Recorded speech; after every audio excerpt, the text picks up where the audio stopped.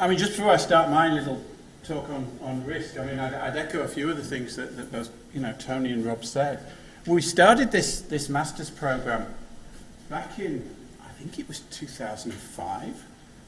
Ken Meeks mentored me into UCD after I did my MBA here, and he'd started the full-time program, and the two of us put together what was at the time a project management master's in project management practice. So we had two separate kind of master's programs, and I co-authored that with him, and we launched that, and that was one of the first part-time, I think, masters, which runs kind of in the evenings, and that was combined a bit later on with the full-time masters. So we just have kind of one offering now, but we deliver it in the two modes.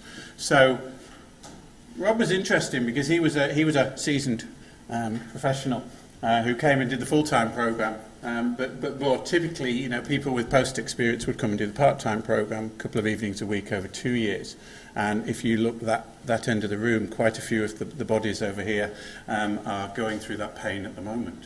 They haven't all got grey hair, they're surviving the process, and most of them are smiling.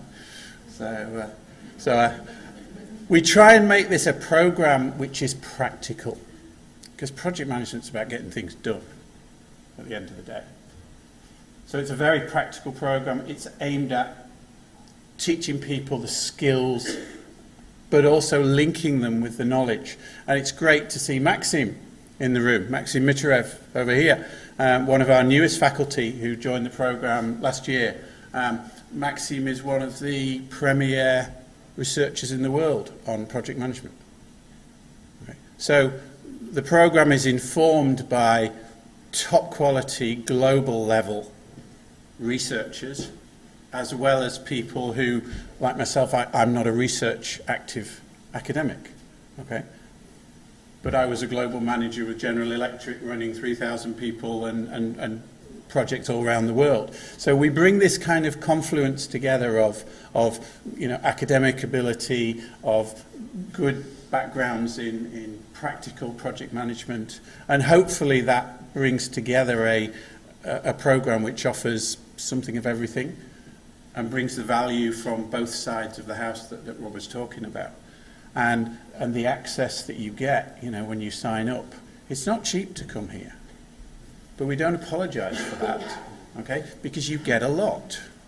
You get the benefit of all the faculty, but you get the benefit of all the resources that were mentioned earlier on. And when I came for the MBA back in 2003, I was still working with GE. I was still working in a global role. I came because I'd come to Ireland in 2000, and my primary kind of role, if you like, in coming to do the MBA was I need to plug in. So this idea of networking that we're exploring tonight, I need to plug into the Irish business kind of network and stuff like that. And that was it. And I kind of poo-pooed this thing about kind of, well, what's academic got to teach me? What am I ever going to get out of kind of a university? Is this project management? This is business. They don't really know much about it. Boy, was I wrong. Yeah? Because most of the time it's the university staff and the university researchers who have the time to step back from the chaos, from the grind of churning out the projects and getting the jobs done in what a lot of people call the real world. Yeah? But this isn't an ivory tower. This is also part of the real world. But it's part of the real world where people who work in a university setting will generally have quite a lot of their time dedicated to looking at processes, looking at institutions, looking at how things are done and how things have been done and how things might be done differently. Because the way it was done 10 years ago, 20 years ago, 50 years ago probably can be improved today with new techniques, with new materials, with new knowledge. But it's kind of only when you have somebody who is objective enough to step back and invest some time in trying these new things and measuring and writing that up and subjecting that to the critique of peer review that we actually move the science, if you like, of project management forward. And I think, Pat runs a consulting firm. Yeah? I consult on a regular basis, Rob consults. A lot of the staff at Smurfit don't just do academic teaching. We're out there. This is a business school, and you've got to be out there in business. You've got to be out there working with businesses and working on projects and with people who are running businesses and running projects. So we try and keep it real. So that's why I've put this little presentation up this evening to help. I spent the day down in town with one of the biggest insurance companies in Ireland, talking to them and running through their stakeholder and risk management processes. So I'm warmed up, okay, and I'm going to give you a little bit on that in terms of this. But before we start, let me just start with this.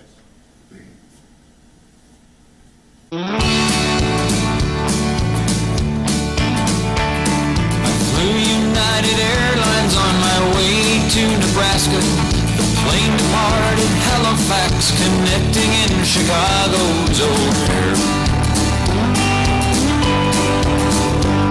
While on the ground, a passenger said from the seat behind me, "My God, they're throwing guitars out there." The band and I exchanged a look, best described as terror, at the action on the tarmac, and knowing whose projectiles these would be.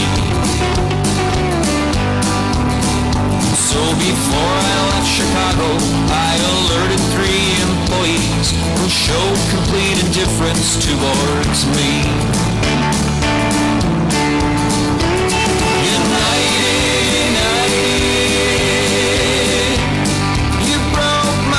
Taylor guitar, united, some big help you are. You broke and you should fix it. You're liable, just admit it. I should have flown with someone else or gone by car. 'Cause United breaks guitars.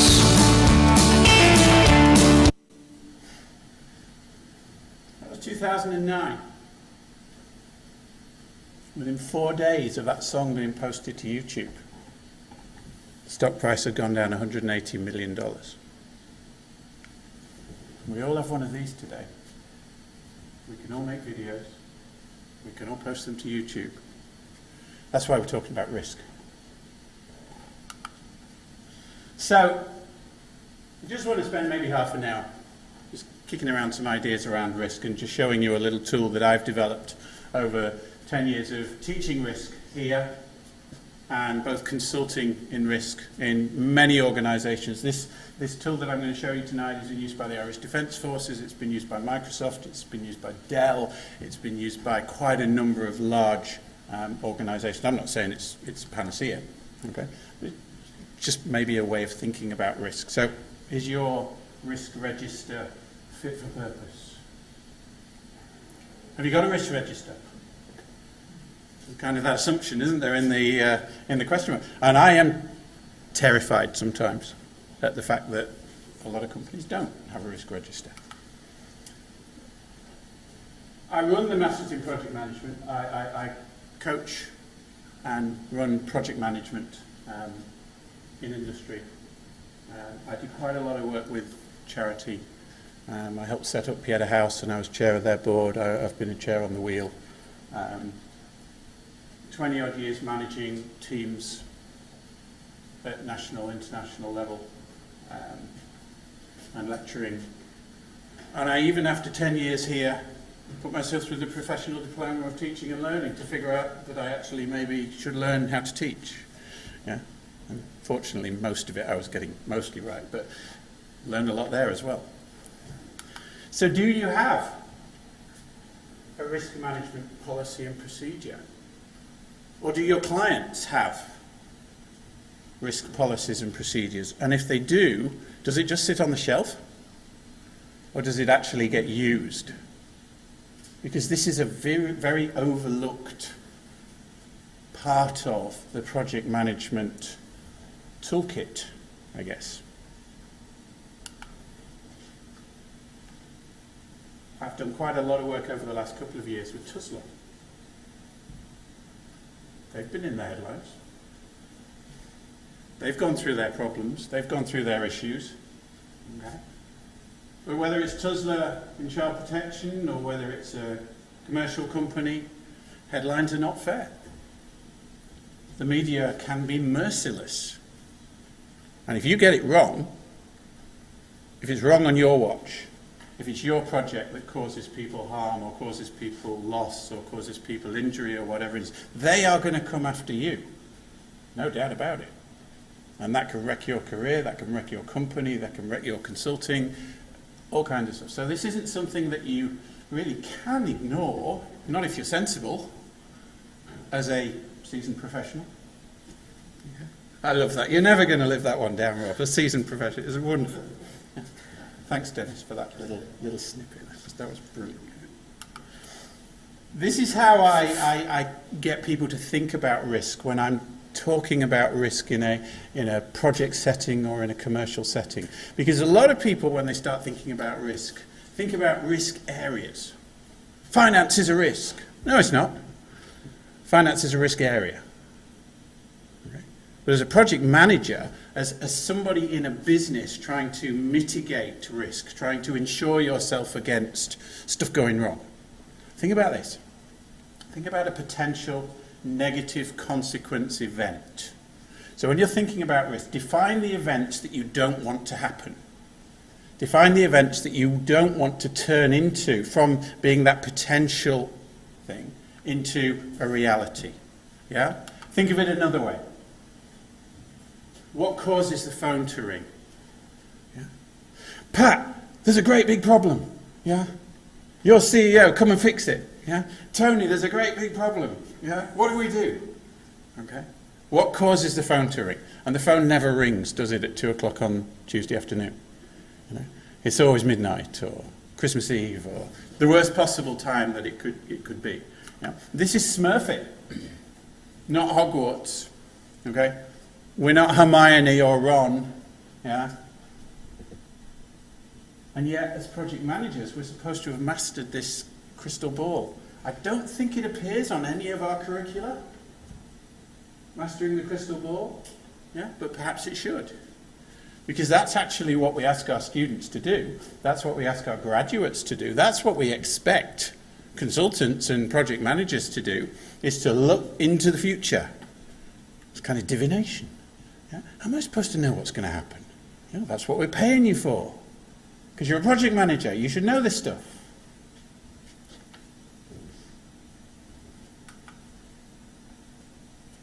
Big word. Big word when it comes to risk. Big word when it comes to running effective teams. Big word when it comes to keeping customers happy. Trust. Really interesting example in recent months, I think, has been Volkswagen and the emissions scandal and their efforts to rebuild trust. Would you have coped with something like that? With your company? With your projects? It's a very difficult thing to focus on, because once trust is broken, it's like kind of, do you ever remember kind of having that big row with your first boyfriend or girlfriend? Yeah? Or, breaking up with them. It's never quite the same again, is it, afterwards? Once trust is broken, you can stick it back together, you can try and mend it, but it's never quite the same again. So this is a really, really important part of the process. We have a lot of stuff to help us. Most of you in the room, I hope, will be familiar with this document, the PM book, the Project Management Book of Knowledge. This is from version 6, the current one.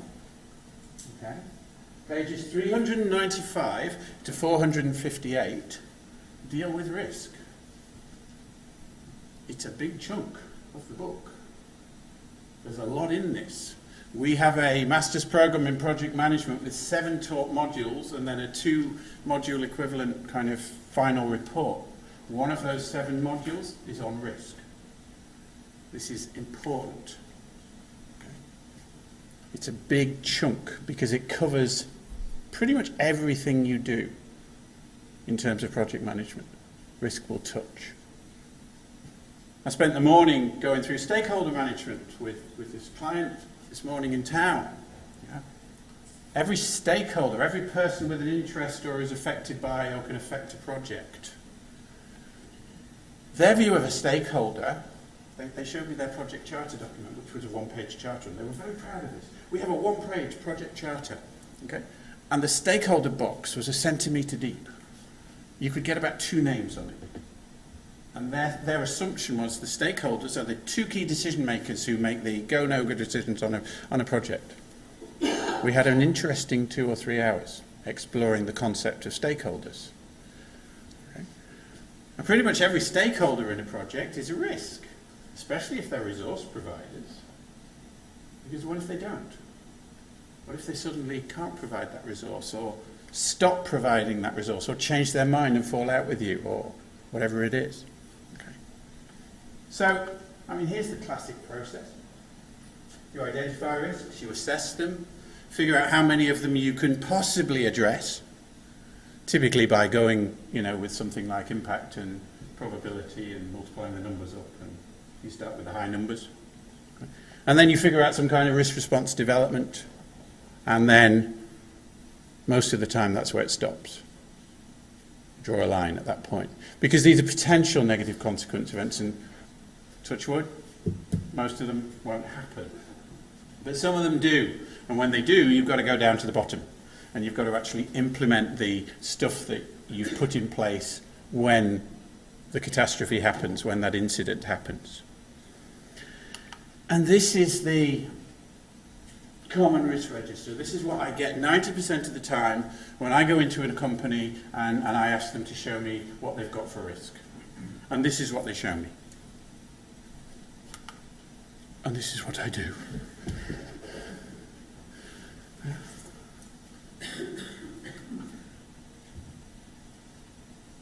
So I thought there must be something better.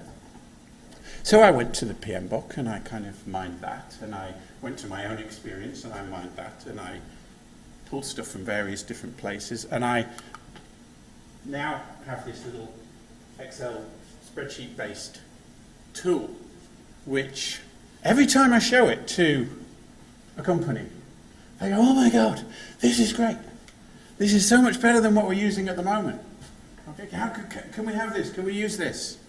And, yes, they can. And they can use it, and they can tweak it, and they can... So I thought I'd just show you this tonight. We've got a few minutes.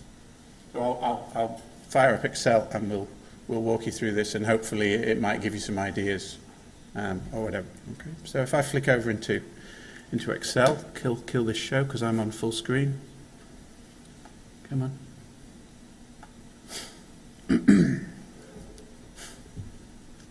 All the stuff that's in the normal risk register is obviously still in here.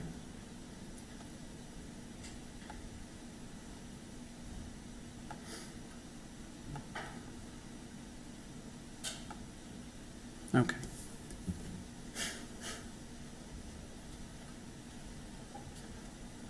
A good risk register starts with a good risk description. And that's why I qualify my risk kind of teaching around that definition of a risk, a negative consequence event. So whenever I'm kind of taking people through risk analysis and risk management, I tell them, okay, let's start with the description. I want you to spend a lot more time on your descriptions, because if you can describe the event that you're trying to avoid happening, and you can clarify that, then you can start to think about, okay, how do I stop it happening? Or if it happens, how do I mitigate the fact that it has happened more effectively? But if you don't clarify at the start the event that you're trying to avoid, it's very difficult to put any meaningful controls or things in place to either eliminate that possibility or mitigate that possibility. So your risk event description is really, really important. And you can break a description down into kind of like the event that I'm trying to avoid, okay? The things that contribute to that event. and the effects that that event will create. Those three elements need to be in your description. Now that means that very often, if you're doing this for any kind of size project that's significant, you're going to have a lot of risks. But yes, you've got a lot of risks in a medium or a big size project. And that's one of the problems, is that a lot of people, they don't want to go through the process, they don't want to go through the discipline. Because project management is a discipline, it's not rocket science. Although I did have the pleasure of being invited to teach a project management module last year to the rocket scientists in the School of Physics. So I was able to open my lecture with, project management is not rocket science. Oh yes it is. Yeah. I loved that line, it was great. But these guys are actually putting satellites into orbit, the little square, 10 centimetre satellites and stuff. So this stuff applies whether you're putting satellites into orbit, whether you're Pieter House, whether you're, Aspira Consulting, whether you're Microsoft, it doesn't matter. It's the basic same stuff. Okay. And identifying what it is that you need to work on clearly. Words matter. This is a university, and more than most places, words matter here. Clarity of thought. Rob was alluding to this earlier on. Clarity of thought. That the need to think about what it is that we're teaching, what it is that we're saying, how we project ourselves, how we communicate.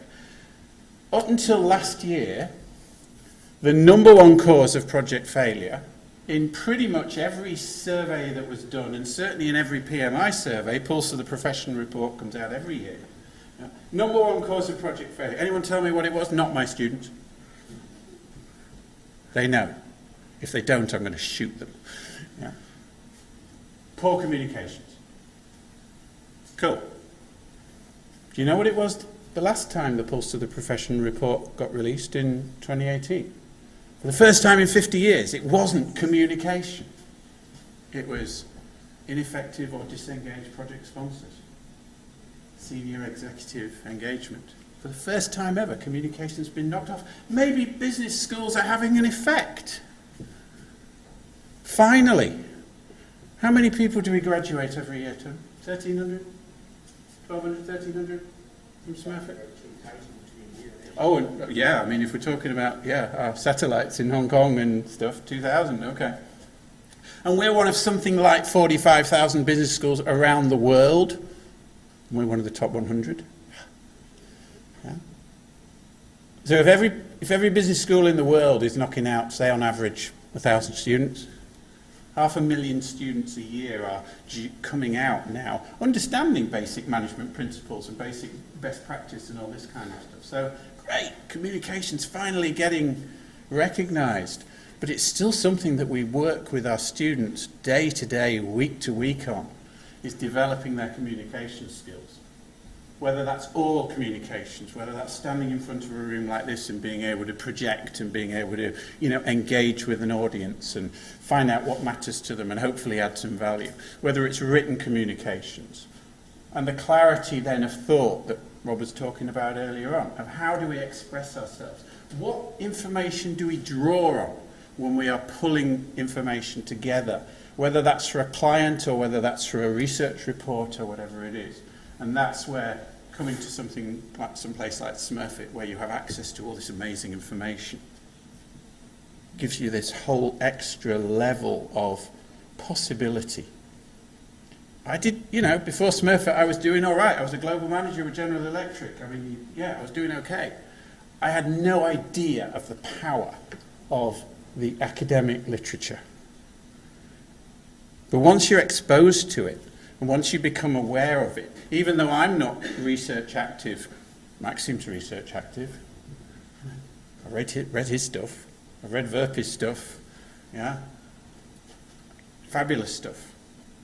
And if you are aware of this and you have access to this, and if you're an alumni, you can retain access to it, buy a reader's ticket. I think it's, €30 a year or something, and then you continue to have access to all this information. It gives you an edge if you're a consultant, because most consultants who don't know about this stuff, who've never been through a master's program, they don't have that edge because they haven't got that access, because they don't know that it exists in most cases, and they certainly aren't leveraging it. So it's an amazing step up that you've got once you've been through a process like this, if you retain that and if you make best use of it. So identification is the foundation for all good analysis, whether it's risk analysis or whether it's any other analysis. You've got to identify the problem, you've got to identify the pain point, you've got to identify the value that's required or whatever it is before you can build a structure to address that problem. And the rest of the spreadsheet is that structure. So now we have the classifications, and we've got likelihood and we've got impact severity, and these are set up in this particular spreadsheet so that they're completely configurable, so you can set these up based on your own classifications and stuff. We've got tabs down at the bottom where you can set those tables up, and it does lookups and stuff. Okay? And those multiply up to an initial risk score, and you can choose a functional area. This is something that generally doesn't appear in a lot of risk registers, but it's actually a little nuance which is quite important. Right? So which particular areas of the business, these might be functional areas of the business, and again you can adjust these as needs be, are affected by this risk or could be affected by this risk. Why do we need to know this? Well, if it's people and compliance and finance, then that tells us that we need to get people from finance and compliance and HR in a room to think about this risk. It's not just the project manager's job to think about risk, it's the job of the stakeholders. So if you can identify who are likely to be affected or which groups are likely to be affected, then it just stimulates a conversation. It's kind of almost an aide-memoire. Okay, right, I need those 4 people in a room, rather than just trying to figure this out myself, because you don't know the answer. GE used to run on a little mantra, VOC. Anybody know what VOC means? Voice of the customer. VOC. Yeah? And one of the worst things you can do as a project manager, one of the worst things you can do as a product manager, as somebody who is trying to create some product or service, is think that you know what the customer wants. Because you don't. Even if you're smack in the middle of the demographic, you're just one person with one set of experiences, not the rest of it.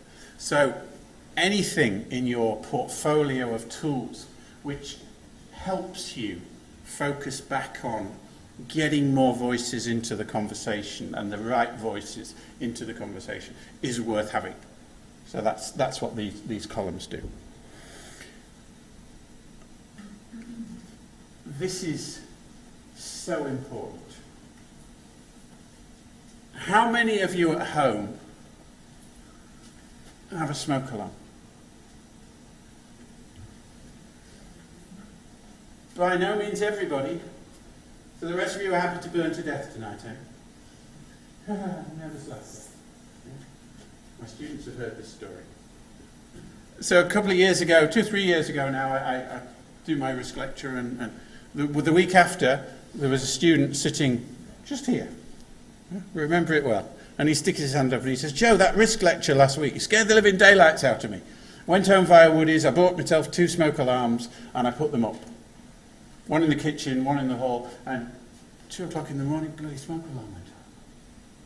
Okay? And I thought, I must have wired it wrong or whatever, and I almost rolled over and said, it'll stop in a minute. But I got up and went downstairs and opened the kitchen door, and the kitchen was on fire. You probably saved my life. Thanks, Joe. Great. Happy student. Yeah? Live student. Great. Yeah? It's one thing knowing that a risk might happen, but have you got any way of detecting that risk before it happens? If it's a detectable risk, if it's one that would trend. A fire you can detect because you can detect smoke, you can detect heat, you can detect pressure changes. There's lots of different ways of giving yourself that 2 minutes before the fire's engulfed the house. Yeah? So whether it's a fire, whether it's a disaster, whether it's a financial risk that comes to play because you didn't sort your cash flow out well enough. Yeah? Well, how can you have a detection mechanism around cash flow? Somebody is tasked with keeping an eye on the current account. And if there's more than, less than 50k in the current account at the beginning of the week, and we know that we're going to have to pay all the contractors at the end of the week, we need an alarm. Now that might be somebody checking the balance every day, or it might be some automated exception report that dings up and tells us what's going on, but that's a detection mechanism. And I've probably been into close on 50 companies in the last 2 or 3 years. And I think I've had one company that had some kind of detection mechanism built into their risk register. This ain't rocket science. Project management is applied common sense. But how common is common sense? So building in a question about detection mechanisms. One, do you have one? And if you haven't got one, we need to revisit our work breakdown structure, don't we? Because all of a sudden, we've now got some new tasks. Somebody's job it is to now go and find a detection mechanism or create a detection mechanism. So that's a number of tasks which are going to require time, are going to require resource, are probably going to require a bit of our budget and all the rest of it. And we need to fold that into our overall project plan, because we can't deliver this project without this stuff being in place. We need a person responsible. We need alarm point setting, because it's no good having a detection mechanism if it doesn't go off. So what are those alarm points, and how long a pre-warning are we going to get before we see this stuff?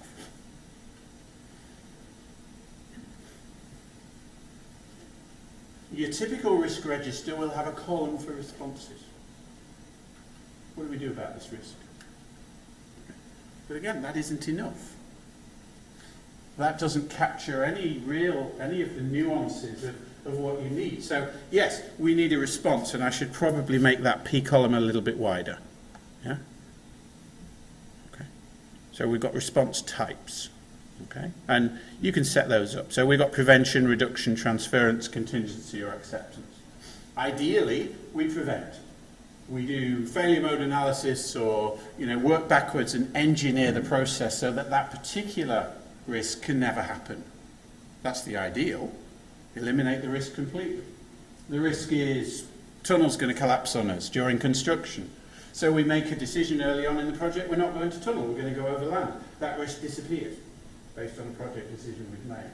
Okay? Prevented. Gone. Most of the time you can't prevent. Most of the time the constraints that you're operating within mean that you've got to take this risk on. But what you can sometimes do is you can reduce the risk by changing your methodology, or by changing your material usage, or by using a different material or something like that, using a different technology. So that's a possibility. Transference is typically insurance. Get somebody else to take some of the risk on. And contingency is, well, we can't actually do anything about that earthquake, because at the moment our technology doesn't allow us to do anything about earthquakes. We can't make those massive changes in the Earth's crust. But what we can do is we can pre-position water and radios and stuff so that in the event of an earthquake, and we can train people in how to be safe in an earthquake and all that kind of stuff. So that's contingency, but that will only really typically kick in after the risk has turned into an incident. And then acceptance, look, we'll just live with it. Sure, we're fine. Okay. But now we come to the kind of slightly newer stuff in terms of what's not on a normal risk register. Detailed response actions. History is littered with companies who failed to react quickly enough and effectively enough after a natural disaster. Exxon Valdez, classic example in the literature of a really badly handled disaster when the oil spill from the Exxon Valdez occurred. And it took days and days before the board made any decisions and before they sent help up and all the rest. A massive ecological disaster. It's actually been in the news again this week. Okay. Many other cases where companies were not prepared. And this is the thing about risk management. It's not good enough to react after the fact when you can foresee that this kind of thing is going to happen. If you run single-hulled oil tankers, at some point one of them is going to run aground, and if it runs aground and it's a single-hulled oil tanker, there's going to be a spill. That's a foreseeable risk. And it's on you, as a project manager or as a company owner or whatever it is, to have done enough about that to reduce that or to have things in place, because the time to figure out that your ship is sinking or that your house is on fire or that your plane is crashing is not at 35,000 feet when you're in a dive. You should have prepared this stuff ahead of time, and people should know where to go. And that's what a good risk register does. It allows you to think this stuff through ahead of time, communicate it to your people. I think one of the primary roles of any manager is to keep their people safe. When you're in a managerial position, when you're in a leadership position, I think one of your primary roles is to keep your people safe. The people who report to you, the people who you direct, it's your responsibility to set them up for success, but to keep them safe. And if you're not doing this stuff, you're not doing that. You're not keeping them as safe as you could be. You're not setting them up with what they need to ensure themselves against stuff going wrong, those potential negative consequence events. Okay? This stuff never goes wrong at a good time. So if the CEO is on the notifications list, have you got their phone number? Not just their mobile, is their home phone number on there? Yeah. Who do you need to notify? Is it the CEO? Is it legal counsel? Is it the media representative? Okay. So there's probably a list of people. And that stuff needs to be on here. And this stuff needs to be accessible on a shared drive that everybody can get to. And everybody needs to know that, for any given project, it's the risk log or it's the risk register or whatever it is that they need to go to get this information. Yeah. Anybody get their private pilot's license? Yeah. Flying a plane's easy. I can teach you how to fly a plane in like 15 seconds. Yeah? Down, up, left, right. Okay? But you don't get your private pilot's license unless you've done about 200 hours. Now, quite a lot of that is radio stuff and figuring out how to get from A to B and map reading and all the rest of it. But a good proportion of those 200 hours are spent in risk. What do you do when a bird strike happens at 10,000 feet? What do you do when the oil light comes on? What do you do when your radio dies? Because the time to figure that out is not at 10,000 feet. When you're bleeding from cuts on the eye and there's air coming in through the broken windshield and you're in a spin. The time to figure that out is by having gone through the process of practicing, figuring out, reading the manual. And that's why there is a manual in every single aircraft, which is specific to that aircraft. And it is a composite of all the things that have ever gone wrong on that airframe. And every time there's something else goes wrong, like the stuff in the news in the last few weeks, yeah, the manuals for those aircraft types will be updated with all that stuff that's gone wrong and the changes that they've made to the avionics systems that they announced yesterday. Okay. And you learn that. You have to learn that book. Yeah? And your co-pilot has to learn that book as well. But the book is in the cockpit. Well, it used to be until last year, and now you can actually have an iPad. Yeah? It used to be paper, and now you can actually all have it on an iPad. But so that you can reach it, you can reach the book, and you can open the right page, and you can work the checklist. And this is the same kind of thing. Okay, so this is your checklist of what to do, who to contact. Okay, who to notify, but who acts. If there was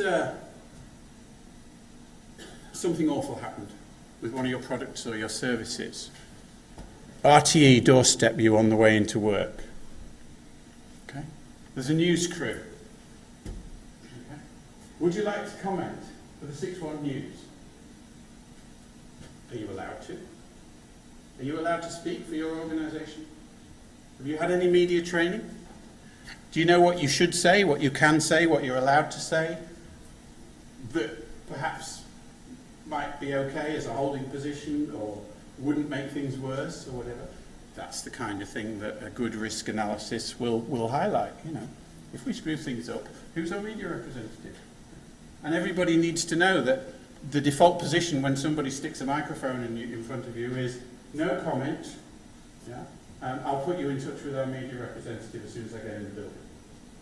But if you've never trained anybody in that, you've never told anybody that, you've never worked that out, they'll say, yeah, it's awful, isn't it? Yeah, we should never have let it happen. Oops. You've just admitted liability and now the company's up for £2 or £3 million payout. That's why risk is so important, because it's thinking ahead through these possibilities. Who's supposed to act? How fast? Whether it's Exxon Valdez, whether it's Johnson & Johnson, yeah? These disaster stories primarily came down to the right people weren't informed fast enough, the decisions weren't made quick enough, and they didn't make good decisions about what to do fast enough. Disaster response is all about pre-planning and putting that pre-planned action plan into play rather than having to think on your feet. And that's where you put your checklist in. And that checklist might be a page long, it might be 2 pages long. Okay? Because you can't think clearly when the house is on fire and the kids are screaming and you've never practiced getting out of the house. Those of you that have got a smoke alarm in the house, how many of you have a fire extinguisher upstairs and a fire extinguisher downstairs? A lot less. So if there's a fire in your house tonight, and you open the bedroom door, and the hall and the landing and the stairs are on fire, and the kids' room is down that end of the hallway, and your room's at this end of the hallway, what do you do? I have 2 fire extinguishers behind the bedroom door. Okay? One's a water and one's a phone. This is a foreseeable event. I've got 2 young kids. Okay. It's up to you.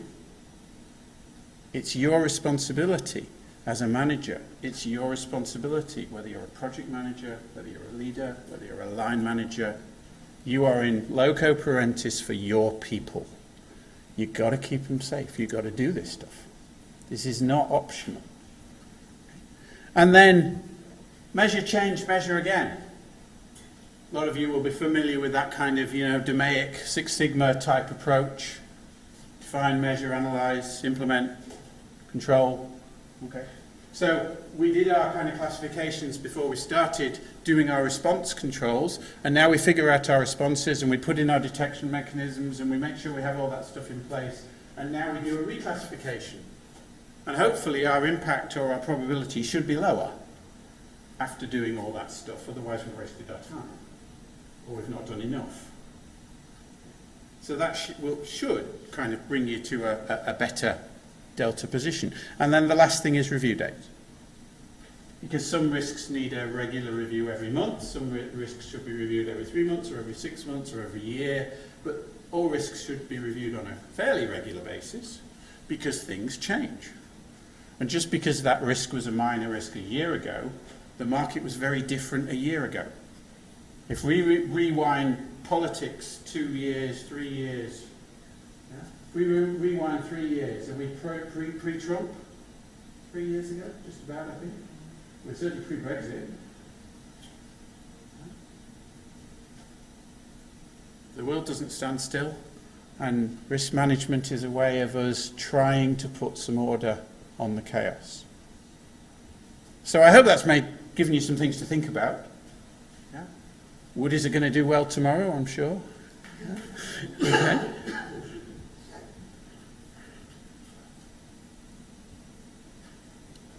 Follow up. There we are. Da-da-da-dum.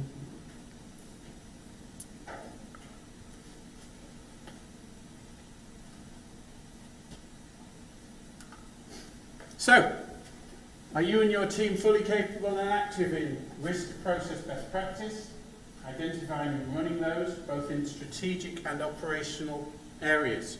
Because risk needs to be done at a strategic and a kind of an organisational level, and then it needs to be decomposed down into the business kind of levels and the project levels.